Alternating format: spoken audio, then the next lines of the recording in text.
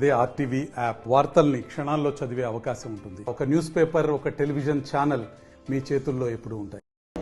గౌరవ ముఖ్యమంత్రికి నైతిక స్థైర్యాన్ని ఇచ్చి ఇంకా ఎక్కువగా అభివృద్ధి, ఇంకా ఎక్కువగా సంక్షేమం చేయడానికి వారికి మనమందరం అండగా నిలబడాలనేటువంటి ఆలోచనతో కొనసాగుతున్న ఈ పాదయాత్ర రేవంత్ అన్న దండుగా, రేవంత్ అన్న సైన్యం, రేవంత్ అన్న దండు ప్రజాపాలనకు అండగా, రేవంత్ అన్న దండుగా ప్రజాపాలనకు అండగా పేరుతో నాగర్ కర్నూలు పార్లమెంటు మొత్తం అన్ని శాసనసభ నియోజకవర్గాల్లో కొనసాగుతున్నటువంటి ఈ పాదయాత్ర ఈ రోజు గద్వాలకు రావడం జరిగింది. గద్వాల్లో కాంగ్రెస్ పార్టీ కార్యకర్తలు, నాయకులు, జడ్పీ చైర్మన్ సరిత గారు, పట్టణ అధ్యక్షులు, సీనియర్ నాయకులు శంకర్ గారు అందరూ కూడా ఒక్కరనకుండా పెద్ద ఎత్తున స్వాగతం పలికి రేవంత్ అన్నకు అండగా ఉంటాం, ప్రజాపాలనకు కొండంత అండగా ఉంటాం, రేవంత్ అన్న దండుగా కొనసాగుతామని చెప్పి పాదయాత్రలో పెద్ద ఎత్తున పాల్గొన్నందుకు వారందరూ కూడా హృదయపూర్వక ధన్యవాదాలు తెలియజేస్తూ, ఈ పాదయాత్రలో పాల్పంచుకున్న విధానం గాని, వారు చూపించిన ఉత్సాహం అని చూస్తుంటే దురదృష్టవశాత్తు అలంపూర్లో నేను గాని, గద్వాల్లో సరిత గాని ఓడిపోయినప్పటికీ ఆ రోజు జరిగినటువంటి కుట్రపూరిత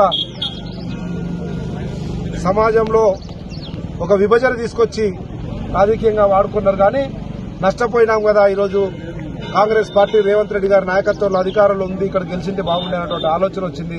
పశ్చాత్తాపడతా ఉన్నారు జనం కూడా కనుక తప్పకుండా ఈ రెండు నియోజకవర్గాల్లో కూడా మెజారిటీ వచ్చి మొత్తం 7 నియోజకవర్గాలున్న నాగర్ కర్నూలు పార్లమెంట్లో 7 కూడా పెద్ద ఎత్తున మెజారిటీ వచ్చి ఎక్కువ మొత్తం రాష్ట్రంలోనే పెద్ద మెజారిటీ నాగర్ కర్నూలు రావాల్సిన అవసరం ఉంది. ఎందుకంటే స్వతహాగా గౌరవ ముఖ్యమంత్రి గారు కూడా ఓటేసేది నాగర్ కర్నూలు పార్లమెంట్ అభ్యర్థికే ఓటేస్తారు. ఎందుకంటే ఆయన కొండారెడ్డిపల్లి కూడా నాగర్ కర్నూలు పార్లమెంట్ ఉంది కనుక మన ముఖ్యమంత్రి గారికి, కాంగ్రెస్ పార్టీకి, ప్రభుత్వానికి ప్రతిష్టాత్మకమైనటువంటి ఎన్నిక కనుక పెద్ద మెజార్టీతో కాంగ్రెస్ పార్టీ అభ్యర్థిని గెలిపారన్నటువంటి ఆలోచనతో ముందుకు కొనసాగుతా ఉంది.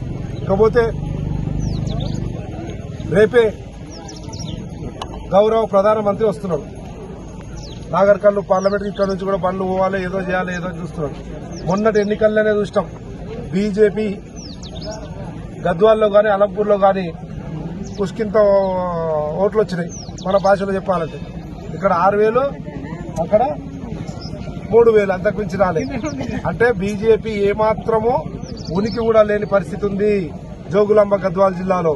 ఇక బీఆర్ఎస్ పార్టీ అయితే 10 సంవత్సరాలు పరిపాలించి అడ్డగోలుగా కుటుంబ పాలన, అవినీతి పాలన, అసమర్థ పాలన, అరాచక పాలన చేసి ఈరోజు ఎన్ని రకాల ప్రయత్నాలు చేసినా మళ్లీ ఎత్తుకునే పరిస్థితే లేదు. జాకి పెట్టినా కానీ లేచే పరిస్థితిలో లేని పార్టీ బీఆర్ఎస్ పార్టీ కనుక కాంగ్రెస్ పార్టీకి ఏమాత్రం ఎదురులేవు.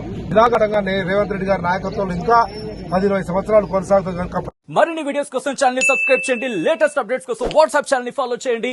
అండ్ లింక్ డిస్క్రిప్షన్ లో ఉంది.